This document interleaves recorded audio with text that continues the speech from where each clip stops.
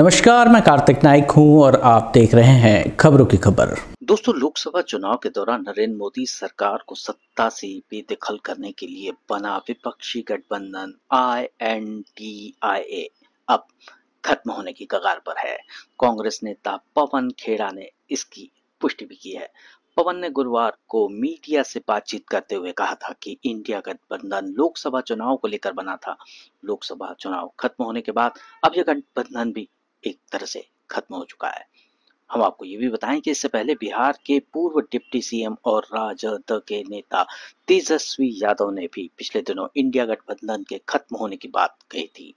बिहार के बक्सर में एक कार्यक्रम को संबोधित करते हुए आरजेडी नेता ने कहा था कि इंडिया गठबंधन अब पूरी तरह से समाप्त हो चुका है। उन्होंने कहा कि इंडिया गठबंधन सिर्फ लोकसभा चुनाव तक ही था।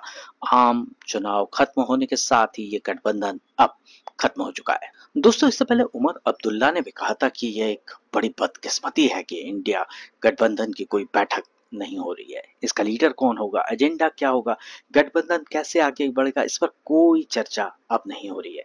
हम सभी एक रहेंगे या नहीं रहेंगे, इसको लेकर कोई स्पष्टता अब नजर दूर दूर तक नहीं आ रही है। यदि यह सिर्फ लोकसभा चुनाव के लिए था तो इस गठबंधन को तुरंत बंद कर देना चाहिए। जुलाई 2023 में बेंगलुरु में बैठक में विपक्षी 26 पार्टियों ने मिलकर इंडिया गठबंधन का स्ट्रक्चर तैयार किया था। गठबंधन के तहत तमिलनाडु, बिहार, यूपी, दिल्ली, गुजरात, महाराष्ट्र, झारखंड और जम्मू कश्मीर जैसे राज्यों में विपक्ष की पार्टियों ने मिलकर बीजेपी के खिलाफ उम्मीदवार उतारे थे।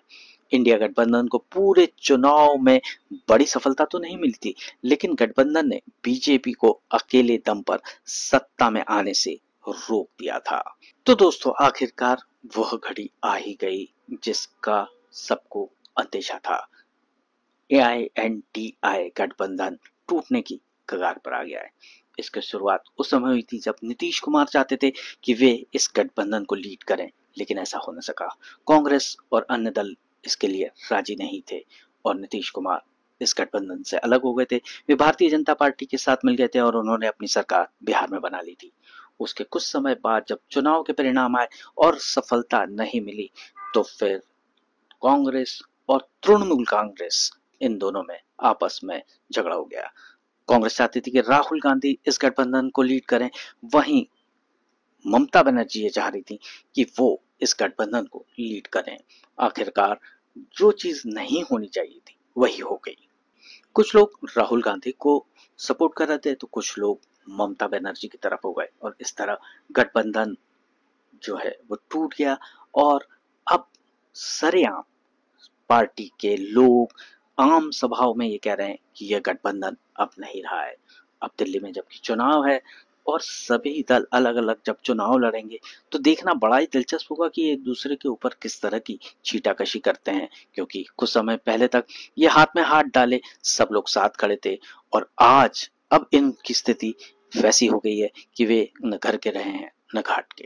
तो ये थी आज की खबरों की खबर। देखते रहिए खबरी, क्योंकि खबरी की है हर खबर पर नजर। नमस्कार।